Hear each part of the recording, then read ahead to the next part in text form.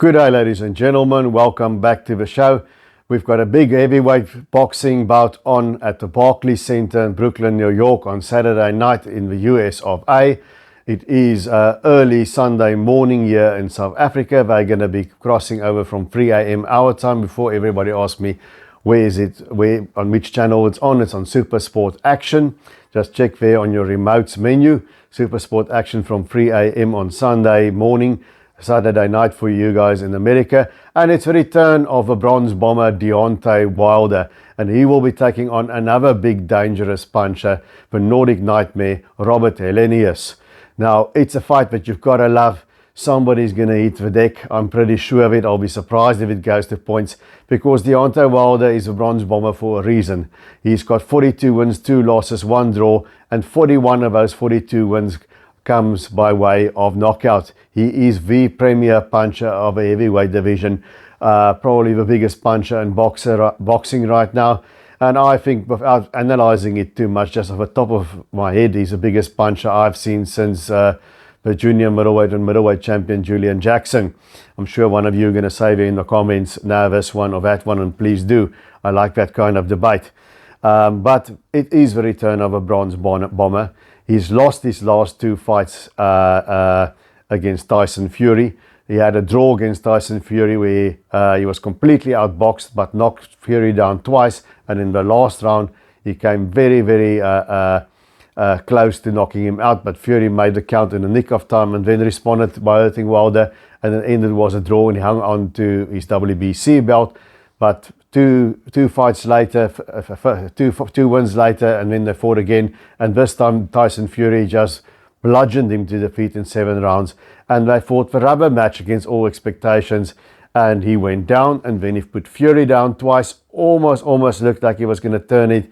And then eventually he succumbed in the 11th round when Fury stopped him. Now, so Tyson Fury remains the guy that Deontay Wilder could never quite get the better of. And he took a beating in his last 2 fights there against Wilder, against Fury. So the question is Deontay Wilder still the same fighter?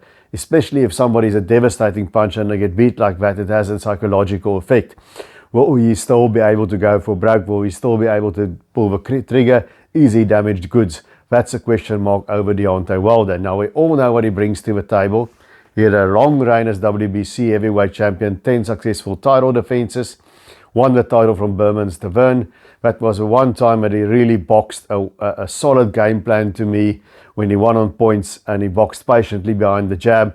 I think that was the best display of skills I've ever seen from him. So he can box, but then his boxing skills gradually just went out of a window as he depended more and more on his power.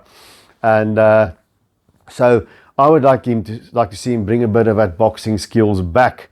You know, he tried to jab a little bit with Tyson Fury in their last bout, but that also went out of a window for winging the power shots eventually.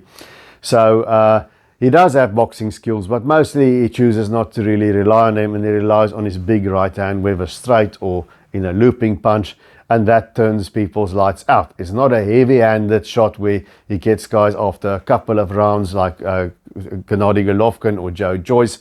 He zaps them and he sparks them, and that's the allure of Deontay Wilder. Hasn't got the greatest chin in the world. He gets knocked down. He was stopped by Fury twice. Although I will say he doesn't have such great recovery powers as Fury, but he does have very good recovery powers. Of course, he ended up on his feet in the second fight, and in the third fight he kept getting up until he finally was put down. So he's got a lot of heart. He's got a lot of dog in him, like the Americans say, to stay in that war of attrition and keep at it. So Wilder may not have the greatest chin.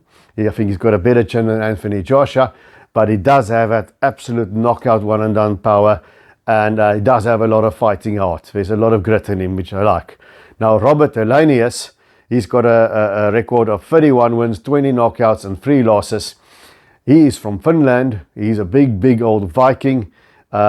He's comparable in Wilder for size. And he's had a sort of a long and winding career. Years ago, he was the guy that I and many other people thought would take over from the Klitschko's. He scored some really great wins against then still dangerous ex-heavyweight champions, Sergey Lakovic, Lamont Brewster, Samuel Peter. And he developed into a top contender, and then he sort of lost his way. promotional disputes, injuries. He was very lucky, I think, to get a split decision over Derek Chisora in his hometown. And then lots of inactivity. Eventually got knocked out by another world title challenger for Deontay Wilder, Johan de Hoopa. And then lost the decision to Dillian Whyte. It was very up and down. His last loss, he lost to Gerald Washington. This was a fight he was winning. He was fighting well. And then Washington pole-axed him eventually. And that's a guy that's no great shakes in the heavyweights. And but he redeemed himself when he knocked out the undefeated just about contender at that stage, Aram Kovnaski, knocked him out and then beat him again in the rematch. It was a disqualification because Kovnaski kept punching low, but he really gave Kovnaski a lot of punishment and the fight was on the verge of being stopped anyway. So he has rejuvenated himself, the Nordic Nightmare did, and now he finds himself with his big opportunity against Deontay Wilder. Because Wilder may not be the champion again, but he's still top-ranked heavyweight. If he pulls it off against Wilder, I'm sure the biggest fights will be there for Helenius. Now, Helenius, what is he? He's a boxer in the very typical European style.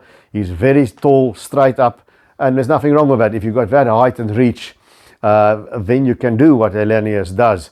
But he stays tall. He doesn't tie up as well as Vladimir Klitschko did, and he doesn't quite have that survival instincts that Klitschko developed. He's got a big right hand. He's got a very good left. He's got a left hook that he just swings over from his jab that can really wreak havoc.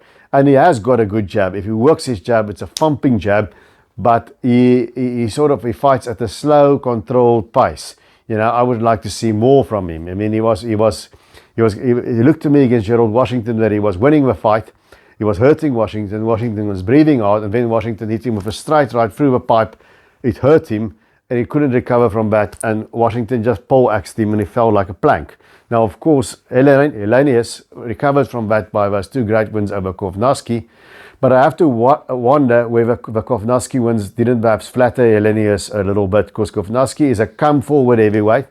Not a great defense, not a lot of head movement. He's not bob and weave. He just comes at you, and he depends on his fitness and his volume punching and hot. You know, he just throws a heck of a lot of punches, Kovnaski.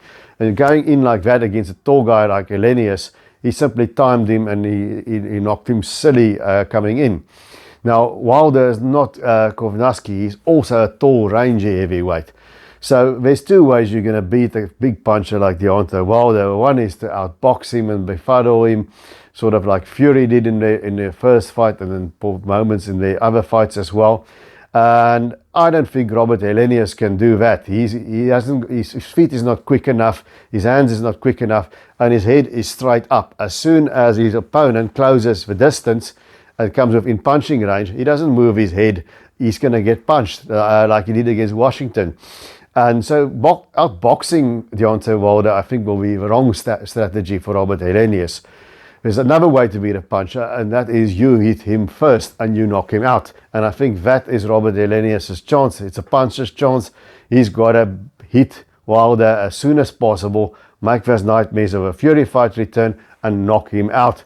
And in order to do that, he's got to stay away from the right hand. So if I'm Helenius, I will be moving over to my right, away from the Deontay Wilder right hand, work his jab double time. For heaven's sakes, whatever Helenius does, don't be lazy with it. Work that jab and try and flip over that left hook as he works and try and get a shot in earlier, because he is a good finisher when he hurts somebody. So that's what I would do if I'm Helenius. The longer the fight goes, the longer that time bomb that's Wilder ticks, and the better the chances are of him getting caught. And Wilder, for his part, I would just do what he does. I won't be too wild. Also use the jab a little bit, use a bit of other punches, maneuver him into the right hand. But in the end, I can only see this. I'm hoping that Helenius will land some shots and we'll have a shootout and it'll be a bit of tit of tat and a crowd-pleasing brawl.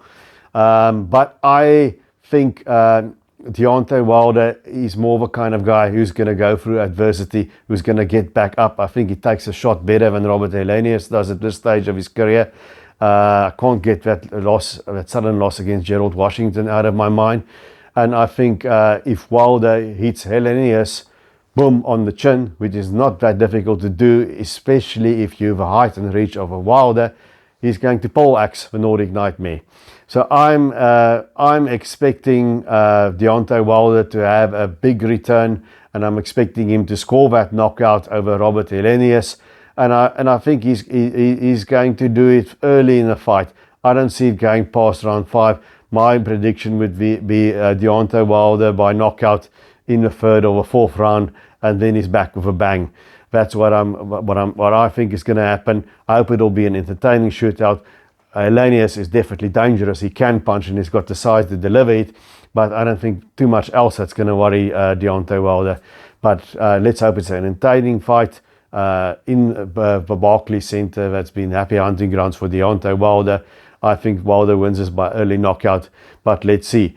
And if you've watched this far, please give the channel a thumbs up, a like, and please give us a subscribe. It will help me to continue doing what I'm doing. And remember, like Robert Helenius has to remember, and Deontay Wilder, always keep those hands up.